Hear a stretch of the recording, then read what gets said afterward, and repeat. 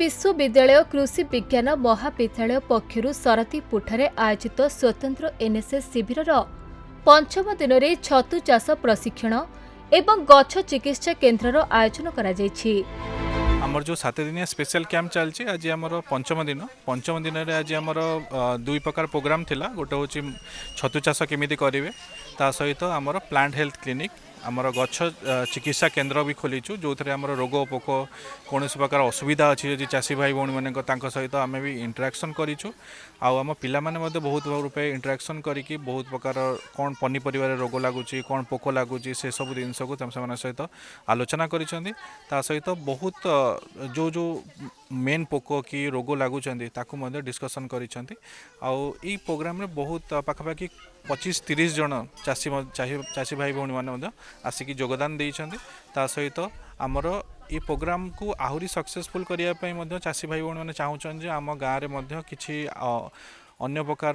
गोटे दिनिया कैंप हो कि आउ किसी अधिक चाष रिलेटेड किसी भी जिनस हो सेटा करने से चाहूँगी तो आम आगु को सेटा करियो बोली भाविचु।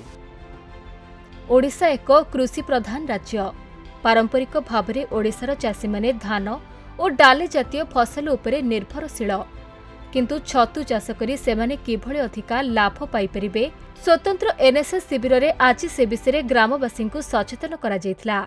फास्ट आज फास्ट पिला माने फास्ट बुझाई केमती आम पाଳ छतु चाष करवा जेहेतु आम से माने मोस्टली धान करुछंती धानर पेडिस्ट्रु केमती चाष आम पाଳ छतु चाष करवा ता ऊपर प्रणाली पूरा विस्तारित भाव में से माने एक्सप्लेन करिसेंती तापर आम छतुर केमती वैल्यू एडेड प्रोडक्ट बनाइबा ता ऊपर से माने पूरा डिटेल रे डिस्कस करिसेंती छतुर वैल्यू एडेड प्रोडक्ट होला हमरो जेमती हे गेला छतु छतु आचार हो गेला छतु पापड़ हो गेला डिहाइड्रेटेड छतु हो गेला एमती बहुत सारा प्रोडक्ट केमती बनाइबे ता ऊपर पिला माने गाँ वाला को डिस्कस करिसेंती आमे पाଳ छतु छाड़ी ढिंगरी छतु भी केमती चाष होबो ता ऊपर विस्तारित पूरा आलोचना करिसेंती पिला माने। एही अवसर रे चाष करा जाउथिबा विभिन्न छतुर प्रकार केउ ऋतु रे केउ छतु चाष करा जाय एवं एथिपाई केउ भली स्थान को बाछिबे से विषय कहा जाउथिला। अन्य पक्षरे छतु पाई बेड प्रस्तुति एवं अमल पर्यंत विभिन्न प्रणाली बाबद रे एही विषय विस्तृत आकार रे बुझा जायथिला। एही अवसर रे ग्रामवासी एक गछ चिकित्सा केन्द्र आयोजन मध्य करा जायथिला।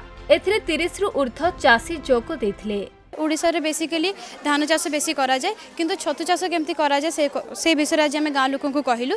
छतु चाष बेसिकली आम 4 प्रकार छतु खाऊ जेटा हूँ बटम छतु गोटे है ऑयस्टर छतु जहाँ आम ढिंगरी छतु बोली कहू गोटे है पैडिस्टर छतु जहाँ आम पाଳ छतु बोली कहू आ गोटे है क्षीर छतु जहाँ आम मिल्क मशरूम बोली कहू। ए प्रकार आज आम गाँ लोक ढिंगरी छतु और पाଳ छतु केमती करा जाए से चाष विषय कहगला। ढिंगरी छतु और पाଳ छतु विषय छतु चाष गोटे एमती चाष जोटा आपको 2 ରୁ 3 सप्ताह भीतर अमल देदेव। ढिंगरी छतु पाଳ छतु भीतर ढिंगरी छतु आपको बहुत जल्दी और बहुत कम खर्च आपको ढिंगरी छतुर अमल मिल पार। पाଳ छतुर आम केमती बेड प्रिपेयर कलु ढिंगरी छतुर आम केमती बेड प्रिपेयर कलु से विषय कहगला। कृषि विज्ञान महाविद्यालय छात्र और छात्री माने विभिन्न फसल और पनीपरिबारे लागुथिबा रोग पोक बाबद आलोचना करा जायथिला। विभिन्न ऋतु अनुसायी एवं निर्दिष्ट भाव में केउ फसल रे केउ पोक लागंती से विषय रे मध्य सचेतन करा जायथिला। कैंपस रो बाहरी चाषी मानक सहित सीधा सड़क मत विनिमय छात्र छात्री पई बेस उपयोगी साब्यस्त होईछि। मु आज आसी गाँ लोक मानक छतु चाष विषय किसी जनइबा पई।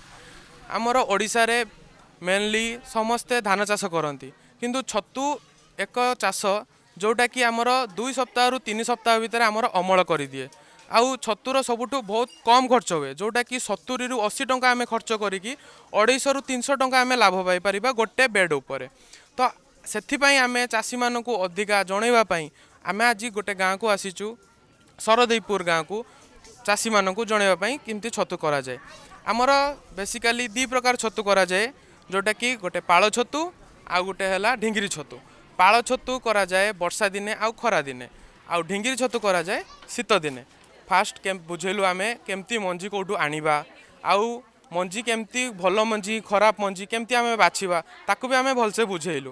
तापरे छतु तैयारी करिबा पई जो बेड पका जाए आमे निजे सेई बेड लोक मानक आगरे कृषि मानक आगरे आमे निजे बेड तैयारी करलु केमती बेडटा तैयारी करा जाए।